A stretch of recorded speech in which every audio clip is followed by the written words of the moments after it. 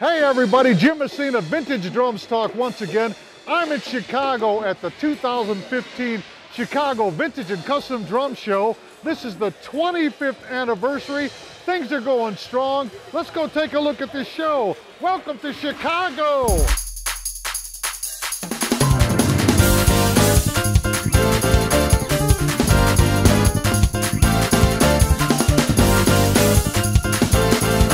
I have a couple of my drums.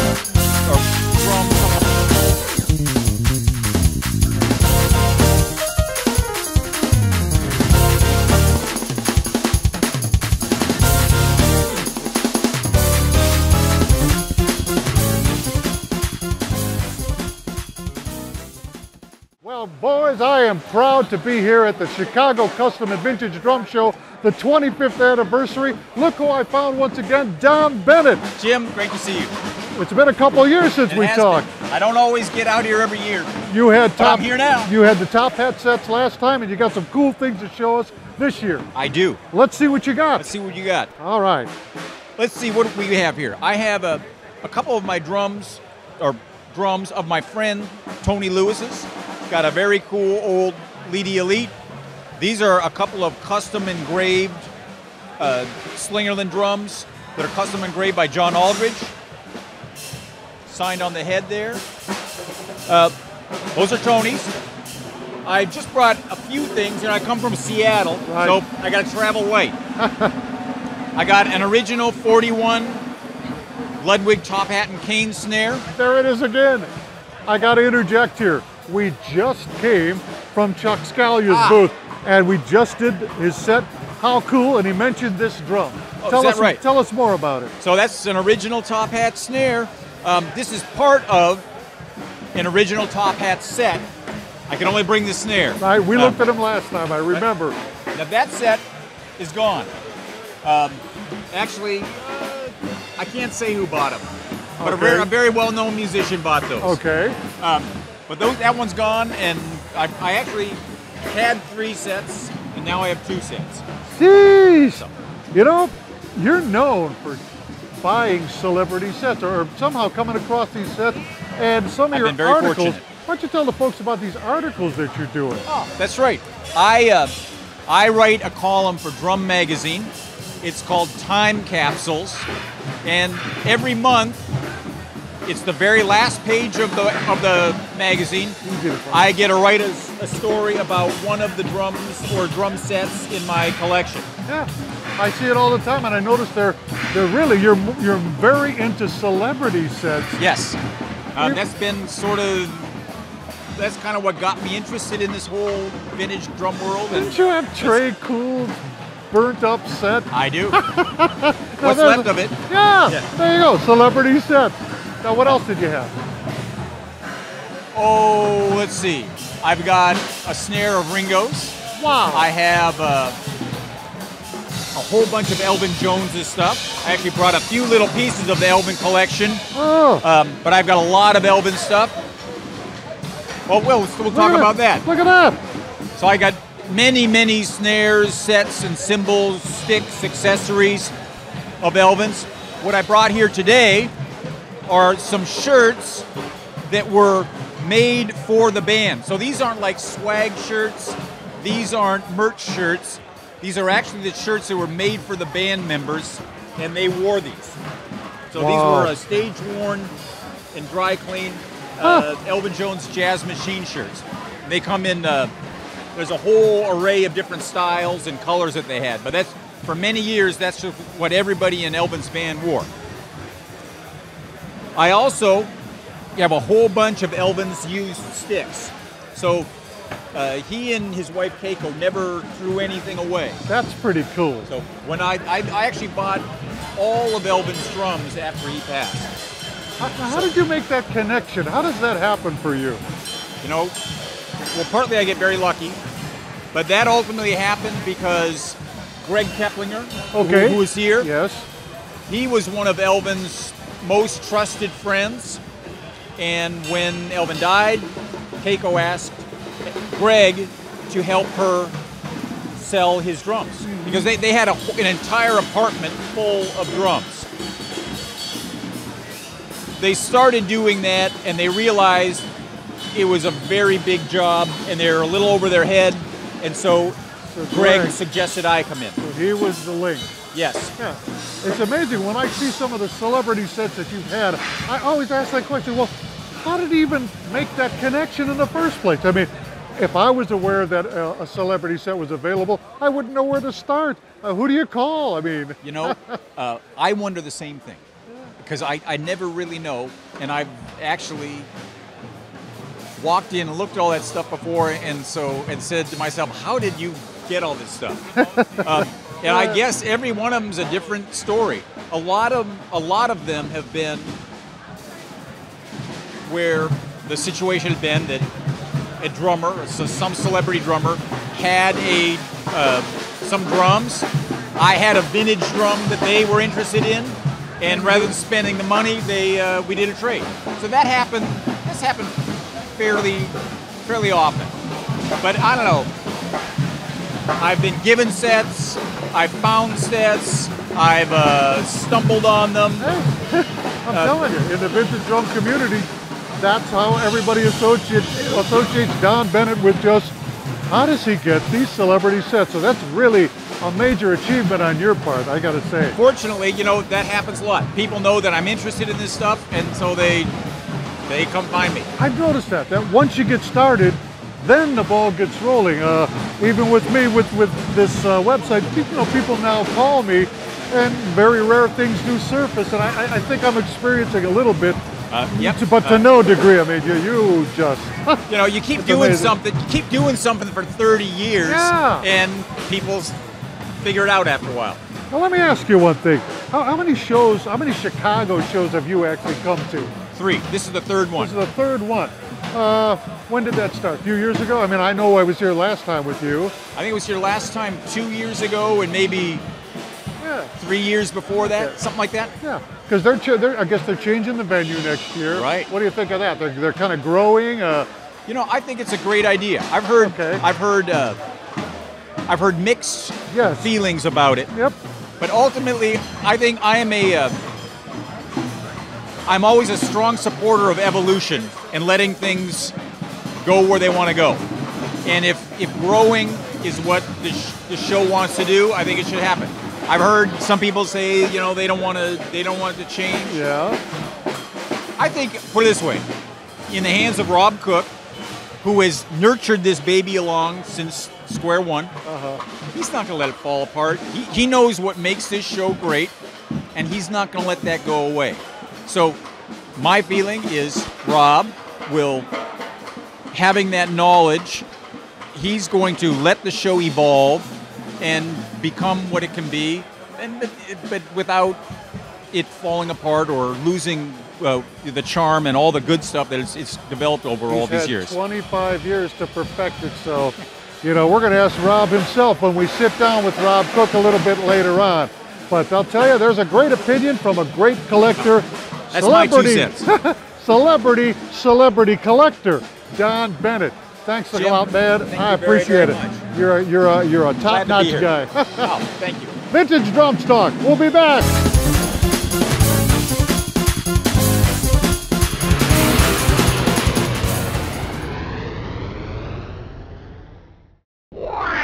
Hey everybody, Jim Messina once again at the Vintage and Custom Show in Chicago, the 25th anniversary. And look who I'm here with once again, James Dean Anzalone.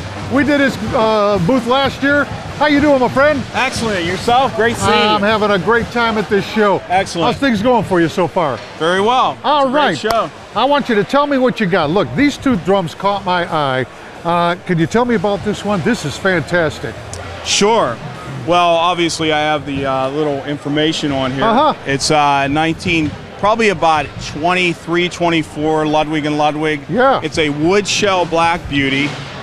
And the reason why we want to put it in that category is very few of these were made because the metal shell was the more popular in that time frame. So the 5x14 was also included in the catalog. Pretty rare drum because the 5x14 wood shell was not quite as desirable back in that time frame. However, this drum being that it has the art gold plating on it. Yes. A very, very ornate drum. It's an 8-lug model with the tubular lugs, and it's actually stamped in a stencil black on the inside of the solid mahogany shell. Right. So what Ludwig and Ludwig did, and I've seen only maybe a couple more examples of this, is they put a stencil in and they spray painted it. While they were spraying the drum, they would know what this was going to be for. I see. Whether it was going to be black lacquer, right, or black or white lacquer, right, yeah. exactly. No, it's interesting. I'm looking at it, and I see that we've got copper. Are these original? Right, these are original. Some of these were replated. That's what I'm saying. That's right, my question. right. Some of those were plated. Identify that. Replated, yeah. But all in all, the drum shell, the drum is all completely original.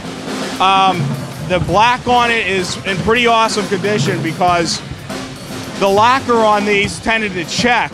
Yes. And so you'll see that it's more of like a matted black finish. Right.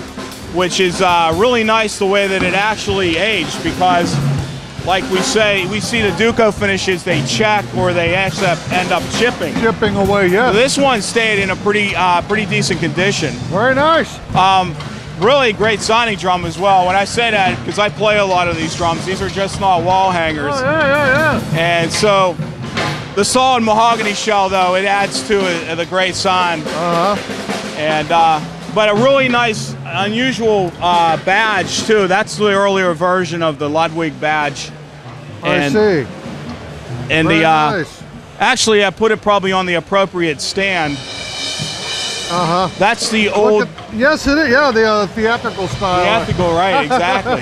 Exactly. How cool. So, yeah, you're pretty meticulous here, except for this copper plate. Right, exactly. How about all the collar hooks? Right, they're all replated. I left, of course, the hoops. The hoops are obviously. Now, are these original collar hooks, or we have no cracks? They are. They're original. Okay. And because they were so nice, I had them replated. They're in very good shape. And, terrific drums. But man. it's very deserving of, the plating, because, they were so far gone, you couldn't appreciate the coloration on them. Yeah. A lot of times I don't like to really replate anything to keep it, in that patina. Where did you have these replated at? There's a replating shop in my area. Actually, it's a motorcycle shop, and they do some of the real tedious plating process. That's pretty good looking plating. That's pretty thick. Let's move on to the next drum. Sure. This looks pretty rare. Look at this. Well, this Slingerland Radio King, it's a 1938 nickel over brass 5x14 model. It has the 3-point strainer. Obviously, it has the engraving on the hoop. Yeah. The bottom gates on it are the earlier style. I see. It came out in actually 1935 when they had the broadcasters, but that's a carryover into the Radio King name, from broadcaster to Radio King. And it's very ornate in a lot of ways. It has the streamlined hardware. So we went from what? 4 screws, right? Instead of. Right. Well, the screws were the earlier to keep the gate on. Then they went to the rivets. Or? They went actually to the longer gate as well. Yeah. Screws. And then the transformation was into that, and it went transition into the rivets, the riveted gates.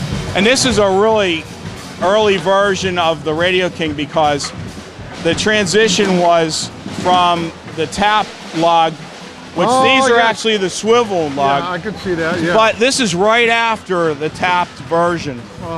And there's not very many that I've ever encountered. Now, that's one replacement on there. It just needs a nickel plated. I'll tell you guys. A knurl knob. If you really can't find a 3-point, the correct 3-point knob, and I've done this myself. Sometimes these are great. They're great replacements.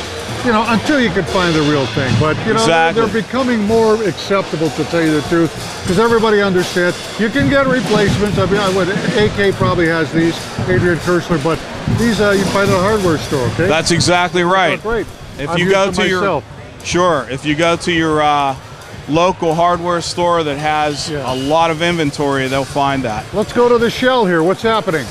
Well, that's obviously some patina that happened through the years. The rest of the hardware is still fairly decent. I actually went over that shell I buffed it out to a degree, but what happened was that was probably exposed to like the time elements, Must be. moisture, and some of the times it was left in a case in a cold automobile when they were playing. And because there comes a time when you can only buff so much. exactly. And once you go through, now you're seeing brass, and now you're sunk. Exactly. So very smart on your point to stop at the right time. Right. Exactly. And so it's an excellent example of a 5x14 Radio King. In that era, everyone was purchasing the wood shell drums because of Gene Krupa coming on the scene. And that's why you probably had very few players thinking, hey, I want a metal shell. Where'd you find this drum? Oh my gosh. Had it a long time? I've had it a long time. I believe I found that an older gentleman owned it, believe it or not. He was an old, I think it was like in the vaudeville playing. And I met him through another gentleman. And his name was Funny Payne. He had the Funny Payne Orchestra. Ah, okay. I got to know him. I befriended him. He was an older That'd be great gentleman. if you could look that up. Google Funny Payne. Funny Payne Orchestra. He was an older gentleman. How about the Ludwig and Ludwig? This one, I acquired this, and this is, I'll have to save this for another segment. This is a story and a half, maybe. Okay. This came with, I bought when I was first into collecting years and years ago, I came across a gentleman. He was in the area of West Virginia. Okay. And I met him at like a swap meet. Yeah. And he said to me one day, he said, you know, I have a lot of vintage drums. I thought, well, is this true or not? He says, I have a whole entire, it was a tractor trailer that he stored his drums in. Come on, okay, So that's story and a half. But anyway, he, believe it or not, this came with a lot of drums that I purchased.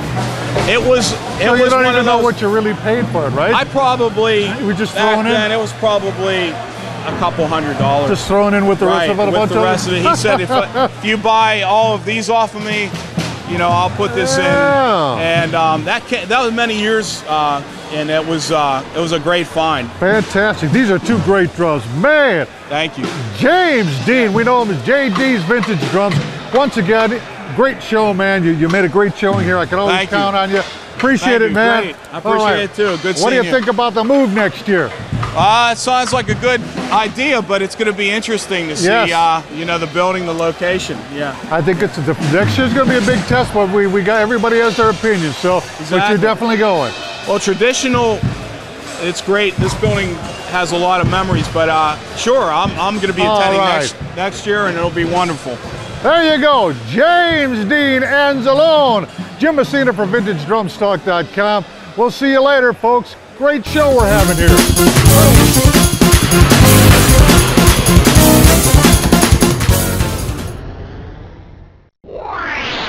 Everybody, Jim Messina along with Randy Rainwater at the Randy Rainwater Bunny Carlos booth.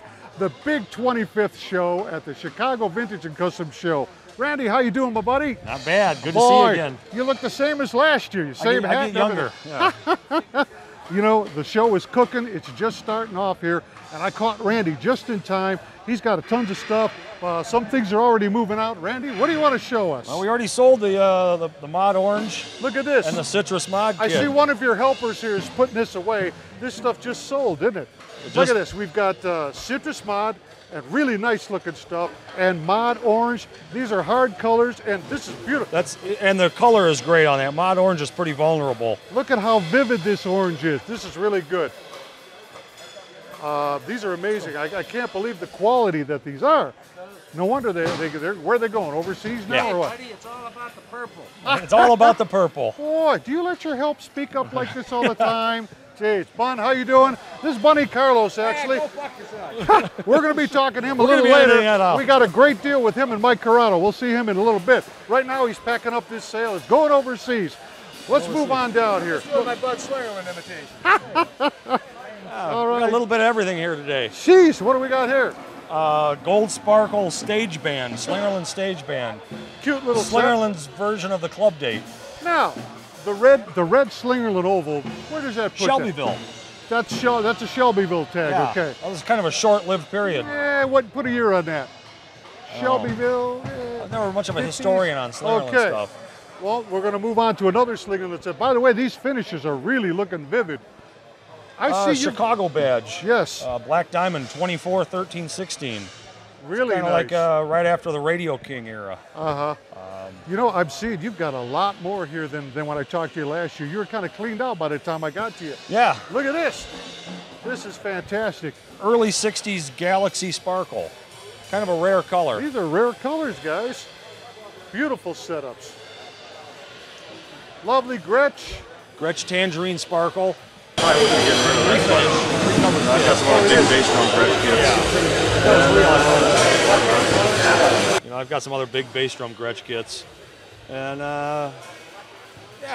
I see a Rogers Mardi Gras kit back there. Look at that with bread and butter lugs. Those are the second version bread and butter lugs, but that kit's as clean as any one I've ever seen. That is a very vivid Mardi Gras. And I can't really walk back there to get to it, but I'm telling you, I own two sets of earlier bread. What are those going for? $5,000. Well, they're Joe Mecklers. On there. What are those going for? Do you know? Can you see what those are going for? $5 grand. $5,000. Look at. Are those yours? No, they're Joe Mecklers. Joe Mecklers. So now if there's a anybody's name. interested, There's Joe somebody I Meckler. want to talk to. Joe Meckler. Those are beautiful, boy. And what's the White Marine Pearl kit next? That The White Marine Pearl's a little made out of Keller shell.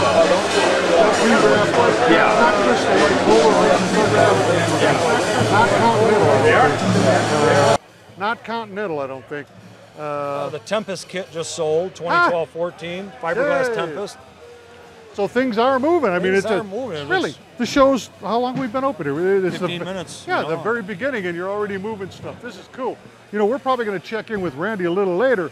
This show's just getting started. This is the big 25th anniversary vintage Chicago Vintage and Custom Drum Show with Randy Rainwater at Randy Rainwater in Bunny Carlos's booth. Randy, always a pleasure, Always a man. pleasure. We're going to be back again. We'll see you later. See you guys later.